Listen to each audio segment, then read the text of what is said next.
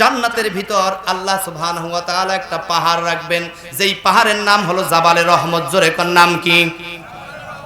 জাবালে রহমত। পাহাড়ের মধ্যে ওই পাহাড়ের টিলার উপরে একটা শহর থাকবে, যেই শহরের নাম হলো দারুস সালাম। দারুস সালাম নামক একটা শহর জাবালে রহমত পাহাড়ের উপর থাকবে। আলোচনাটা হচ্ছে জান্নাতের ভিতরের অবস্থান। জান্নাতের ভিতরে একটা পাহাড় থাকবে যার নাম হলো জাবালে রহমত, আর এই জাবালে রহমতের টিলার উপরে একটা শহর থাকবে, যেই শহরের নাম হলো দারুস সালাম। এই দারুস সালাম শহরের মধ্যে একটা বড় বালাখানা থাকবে, বিল্ডিং থাকবে, অনেক তালা বিশিষ্ট একটা বিল্ডিং থাকবে, তার মধ্যে অনেকগুলো কেবিন থাকবে। এই কেবিনের মধ্যে একটা কেবিন থাকবে যার নাম হলো বাইতুল জালাল। ও ছাত্র ভাইয়েরা জোরে কোন তার নামটা কি বললাম? বাইতুল জালাল নামক একটা কেবিন দারুস সালাম নামক শহরের মধ্যে একটি বড় বালাখানা, আর সেই বালাখানার মধ্যে অনেকগুলো কেবিন হবে। তার মধ্যে একটি কেবিনের নাম হলো দারুস বাইতুল জালাল। আর এই বাইতুল জালাল কেবিনটার যে জানলা দরজা আছে, কিতাবের মধ্যে আসে এই বাইতুল জালাল কেবিনের জানলা দরজা হলো 4000।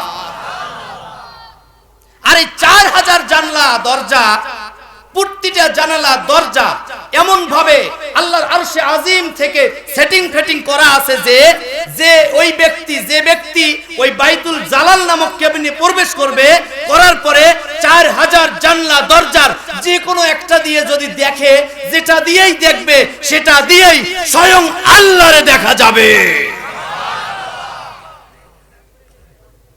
সাহাবায়ে কেরাম প্রশ্ন করেন, ইয়া রাসূলুল্লাহ সাল্লাল্লাহু আলাইহি ওয়াসাল্লাম, এই জান্নাতের ভিতর যে পাহাড় থাকবে জাবালে রহমত, জাবালে রহমতের মধ্যে যেই শহর থাকবে দারুস সালাম, দারুস সালাম শহরের মধ্যে যে একটা বালাখানা থাকবে, ওই বালাখানার মধ্যে অনেক কেবিন থাকবে। তার মধ্যে একটা কেবিনের নাম আপনি বললেন বাইতুল জালাল। এই বাইতুল জালালের 4000 জানলা দরজা থাকবে। 4000 জানলা দরজার যে কোনো একটি জানলা দরজা দিয়ে যেই বান্দাটা দেখবে সঙ্গে সঙ্গে স্বয়ং আল্লাহরে দেখতে পারবে।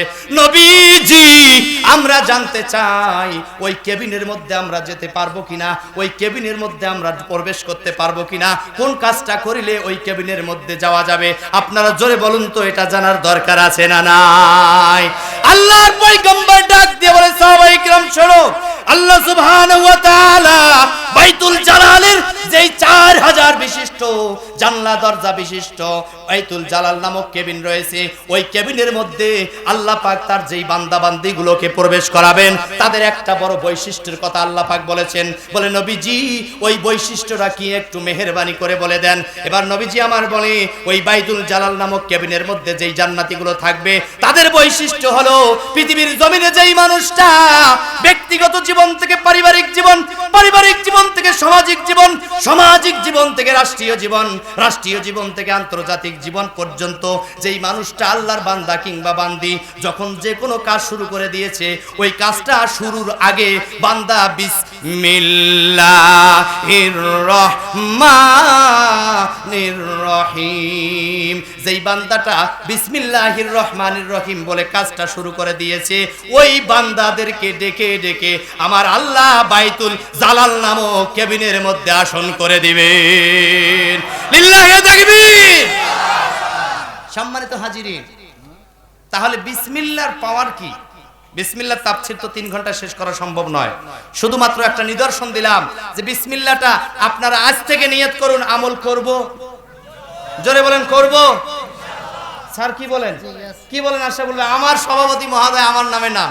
সুবহানাল্লাহ। সম্মানিত হাজিরিন, আজ থেকে এতদিন যা হয়েছে, past is past, present and future, it is our dream. এখন আমাদের স্বপ্ন হলো বর্তমান এবং ভবিষ্যৎ যেই কাজে করি না কেন, প্রতিটি কাজের শুরুতে মুসলমান কি বলবে? জোরে বলেন, কি বলবে?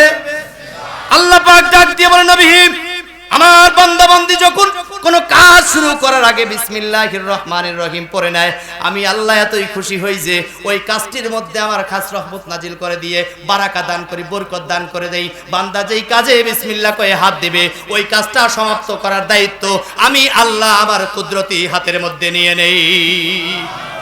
আমার বন্ধুগণ, তাহলে আজ থেকে এই আমলটা করব, বিসমিল্লাহির রহমানির রহিম বলে প্রতিটি কাজ শুরু করব ইনশাআল্লাহ।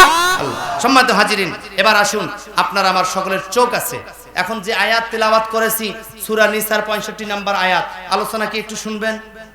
কথা বলেন, শুনবেন? আপনারা একটা জিনিস ভুল করেছেন, আমি বলে দিচ্ছি। আসলে ভুল বলা ঠিক নয়, আসলে এটা বুঝতে আমাদের ভুল হয়েছে। তাফসিরুল কোরআন মাহফিলে আলোচক রাখতে হয় 2 জন, মাইন্ড করবেন না, আমি আপনাদেরকে বলছি। আমি ফার্স্ট টাইম বগুড়ায় 12 বছর পর আলোচনা করছি। আমার পেজে পোস্ট করা আছে, দীর্ঘ 12 বছর পর ঐতিহ্যবাহী বগুড়া জেলার সোনাতলা থানায় আমি কোরআনের দাওয়াত নিয়ে আসতেছি। 12টি বছর পূর্বে বগুড়ায় কথা বলেছিলাম। 12 বছর কেন ব্রেক ছিল, কি কারণে, এগুলা পার্সোনাল ভাবে আমার কাছে শুনতে পারবেন, অসুবিধা নাই। 12 বছর পর আজ দাওয়াত নিয়ে এসেছি। শুনেন, তাফসীর যদি শুনতে হয় তাহলে অবশ্যই আপনাদেরকে আলোচক রাখতে হবে 2 জন। 2 জন আলোচক থাকবে, এশার পর থেকে শুরু করে দেবেন, কোনো মানুষ রাস্তাঘাটে থাকবে না। আশা করি কোরআন এমন একটা মেডিসিন, এটাকে বলা হয় মধু, আর শ্রোতাদেরকে বলা হয় ভ্রমর। তাহলে মধু যেখানে, ভ্রমর আছে সেখানে। সম্মানিত হাজিরিন, অসভ্যদেরকে সভ্য করার জন্য, অভদ্রদেরকে ভদ্র করার জন্য, মিথ্যাবাদীদেরকে সত্যবাদীতে পরিণত করার জন্য, বেনামাজি মানুষদেরকে নামাজি বলার জন্য একমাত্র একটি কিতাব এসেছে, যার নাম হলো দিস ইজ দ্য হোলি কোরআন। জোরে কোন সুবহানাল্লাহ। নবী আসার উদ্দেশ্য শুনলেন, আলোচনা হবে। এবার কোরআন আসার উদ্দেশ্য কি এবার শুনেন। আমার নবীজি যখন কোরআন থেকে দাওয়াত দেয়, কাফেরেরা বিভিন্ন ভাবে তাকে থ্রেট দেয়, বিভিন্ন ভাবে তাকে হয়রানি পেরেশানির মধ্যে ফেলাইয়া দিয়েছে। আমার নবীজি এবার কি করবে, আল্লাহর নবী বিস্মিত অবস্থায় আছে। এই সময় আল্লাহ সুবহানাহু ওয়া তাআলা ফেরেশতা জিবরাইলের মাধ্যমে একটি আয়াত পাঠিয়ে দিলেন। আয়াতটি পাঠিয়ে দিয়ে নবীজিকে সান্ত্বনা দিলেন, নবী হে, আপনাকে থেমে থাকা যাবে না। এবার আমার পক্ষ থেকে শুনে নেন, আমি যে আপনাকে কোরআন নাজিল করে দিয়েছি, আপনার প্রতি কোরআন অবতীর্ণ করেছি, এর একটা উদ্দেশ্য আমি রবের কাছে আছে। আল্লাহ সেই উদ্দেশ্যটা কি এবার বলুন। এবার আল্লাহ সুবহানাহু ওয়া তাআলা হযরতে জিবরাইল আমিনের মাধ্যমে ডাক দিবে, এবার বলতেছেন আলিফ লাম রা কিতাবুন আনজালনাহু ইলাইকা লিতুখরিজান নাসা মিনাজ যুলুমাতি ইলান নূর। আল্লাহ বলেন, হে নবী, আমি আপনার উপর যে কিতাব অবতীর্ণ করেছি এর উদ্দেশ্য হলো যত জাহান্নামী মানুষ আছে, অন্ধকারে নিমজ্জিত ঘোরাফেরা করেনেওয়ালা মানুষগুলোকে টেনে হেসে লি তুখরিজা, টেনে বাহির করে নিয়ে আসবে, মিরাজ জুলুমা, অন্ধকার থেকে, মিন মানে থেকে বা হইতে, অন্ধকার হইতে, অন্ধকার থেকে, জুলুমাত, অন্ধকার থেকে টেনে হেসে নিয়ে এসে কি করবে, ইলা নূর, আলোর দিকে প্রবেশ করাবে, অর্থাৎ জাহান্নামী মানুষদেরকে জান্নাতের দিকে ধাবিত করবে। এই উদ্দেশ্যে আমি কোরআনুল কারীম আপনার প্রতি অবতীর্ণ করে দিয়েছি।